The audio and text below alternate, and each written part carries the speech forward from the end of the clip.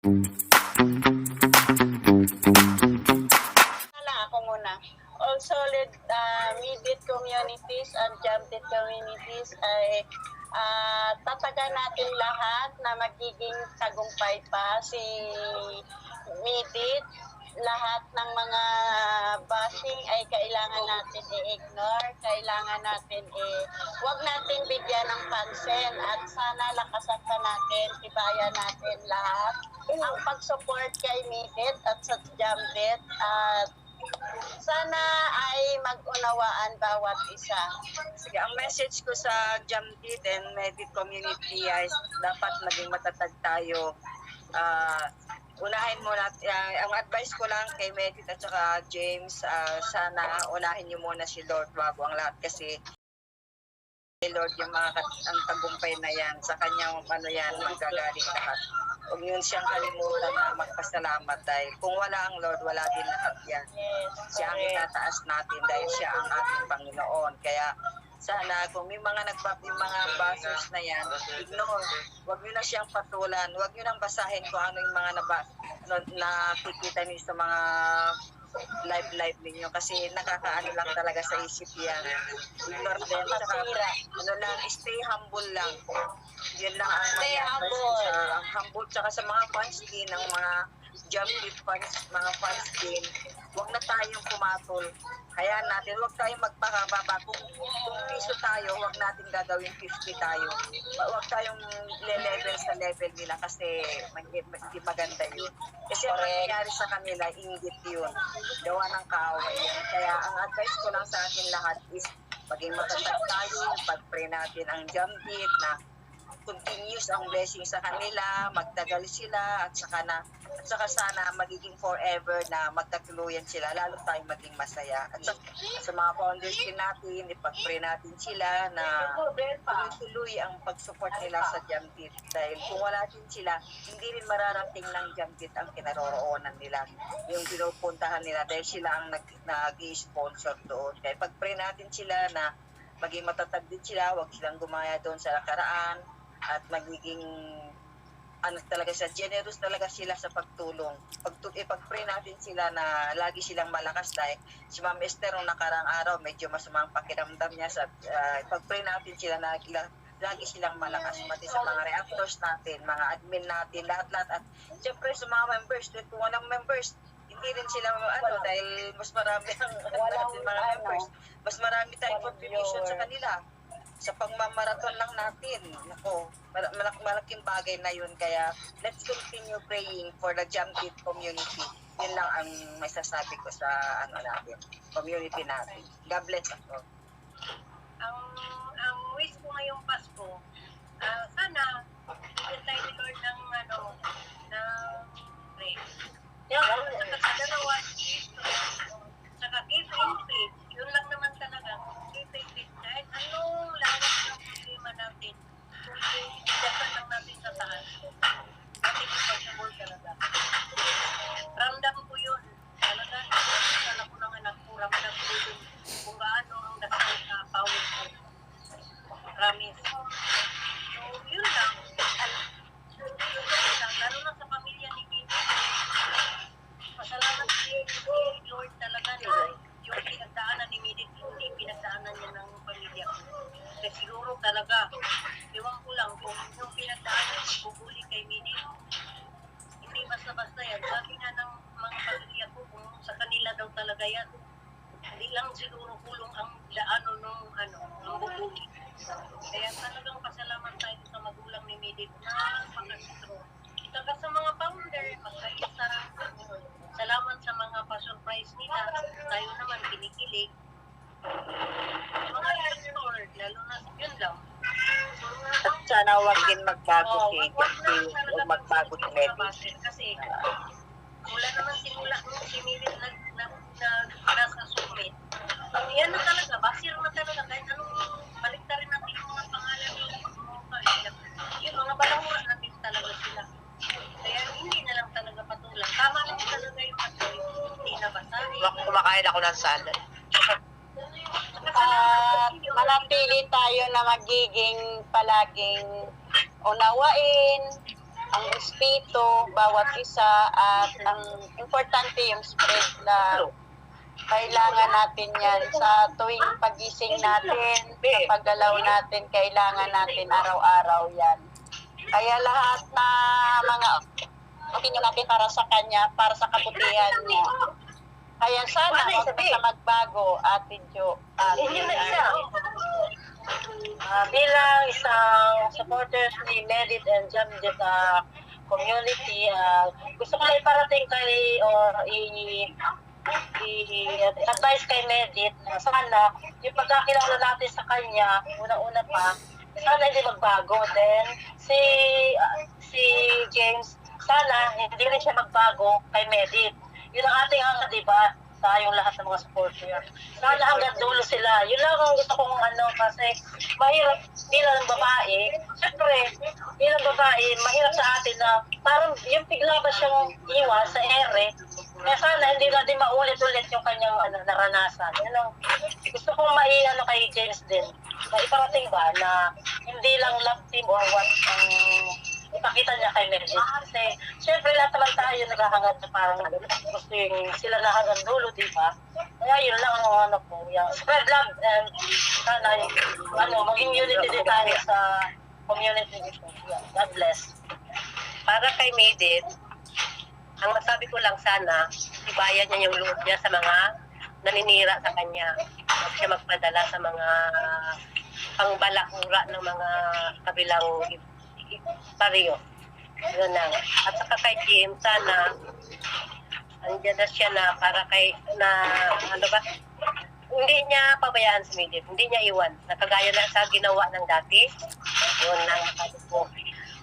Para sa mga sponsor, sa mga founder, saka sa mga reactors nila, sana huwag niyo lang iwan. Yun lang. Ang masasabi ko lang sa dalawa, maging strong sila. Lahat, makaya nila lahat ng mga basher. Ang masasabi ko pati sila, mga founder na nagmamahal lalo sa kanya, sila Mamister, sana hindi sila magbabago. Lalo pa silang mamahalin. Sana maging malakas po sila sa pagpa-founder at saka pagre-reactor sa lahat ng reactor po.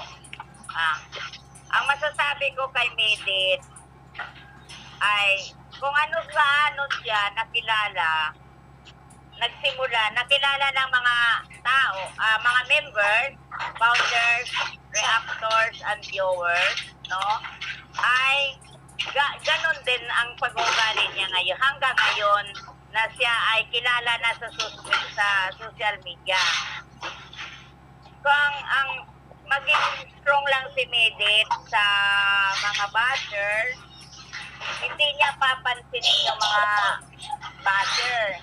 Hindi niya sasagutin, tahimik lang siya para hindi gaanong madimos yung sarili niya.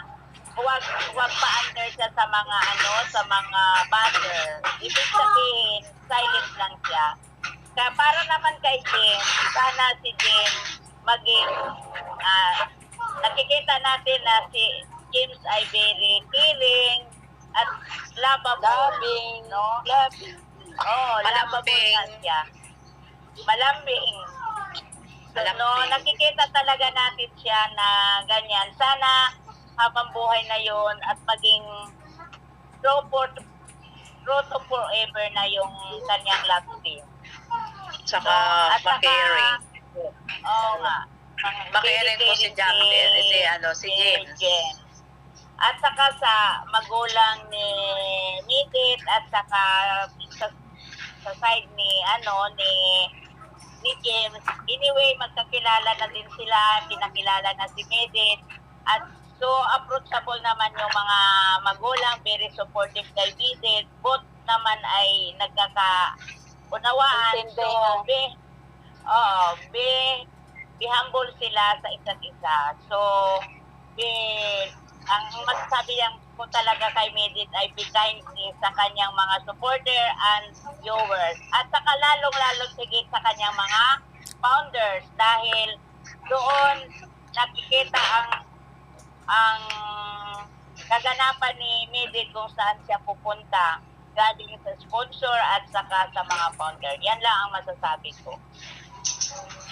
Ang mensahe ko sa lahat is one dream, one goal, and one family para sa ating community.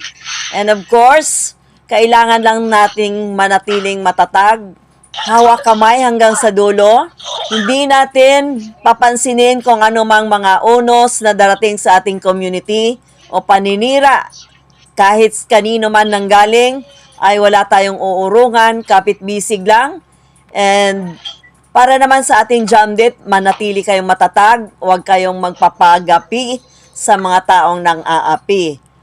Ignore the basher and just continue your dream hanggang sa ito ay matupad. And be always humble, at sa ating mga kasamahan sa community ay maraming salamat sa pagsusubaybay at pagsuporta sa ating sinusuportahan na ang Jamdit or ang Medit community. At ganun rin, maraming salamat sa ating mga founders na lubos silang nagbigay ng pagmamahal dito sa ating Jamdit. Kung wala sila ay wala ang community ni Medit, wala ang Jamdit, at lalong-lalo na kung wala ang solid supporters ay wala rin ang Jamdit. So, God bless you all. Manatili tayong matatag sa ating community, whatever it is and whatever comes in our way.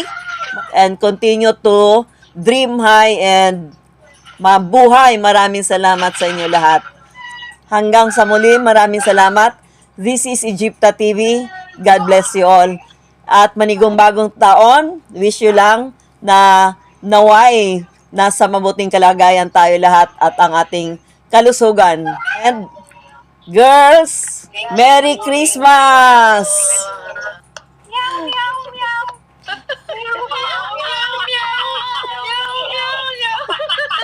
Bye-bye po. Bye! Everyone. Thank you.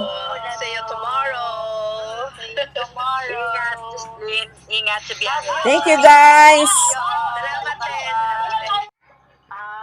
Ang Pasko ay tayo ay managsiawit ng magagandang himig. Dahil sa Diyos ang pag-ibig, nang si Kristo ay isilang, may tatlong hari nagsidalaw, at ang bawat isa ay nagsipaghandog ng tanging alay. Bagong taon ay magbagong buhay, nang lumigaya ang ating bayan. Tayo'y magsikap upang makamtan natin ang kaganaan. Tayo ay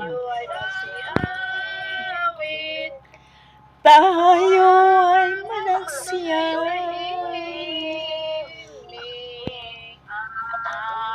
Araw ay sumapit ng sanggol ng langit. Tayo ay magmahalan, ating sundin ang ito'y at magmahal ngayon, kahit hindi pa sa loob ng langit bigayan. Ay bagay na lumigaya ang Aking bayan.